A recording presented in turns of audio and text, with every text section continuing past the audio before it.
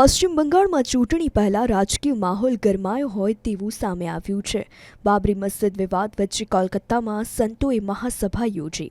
કોલકાતામાં લાખો લોકોએ એકસાથે ગીતાનું પઠન કર્યું, જેમાં ધીરેન્દ્ર શાસ્ત્રી, સાધ્વી ઋતંભરા સહિતના સંતો સામેલ થયા હતા।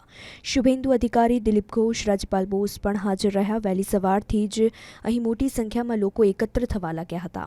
એકસાથે લાખો લોકોએ સામૂહિક ગીતાના પાઠ કર્યા।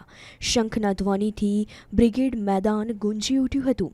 આધ્યાત્મિક વિરાસત જગાડવાના હેતુથી પણ આ આયોજન કરાયું હતું। શું કહેવું છે સંતો महंतों आवो सांभळीए।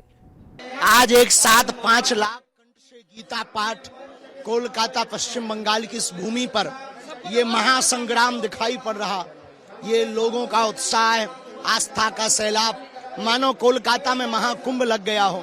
हम पूरे पश्चिम बंगाल और कोलकाता के वासियों को, भारतवासियों को बहुत बहुत साधुवाद दे रहे हैं। सनातन एकता ही इस देश का और विश्व का, विश्व शांति का सबसे बड़ा माध्यम है। भारत में हम तनातनी नहीं, सनातनी चाहते हैं। भारत में हम गजवाई हिंद नहीं, भगवाई हिंद चाहते हैं।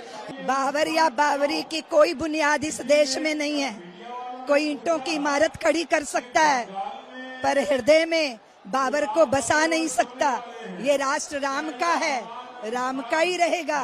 यहाँ भगवाई फहराएगा, यही सत्य है, ये सनातन सत्य है। सभी लोग एकजुट रहो, आनंदित रहो, भगवान की शरण में रहो।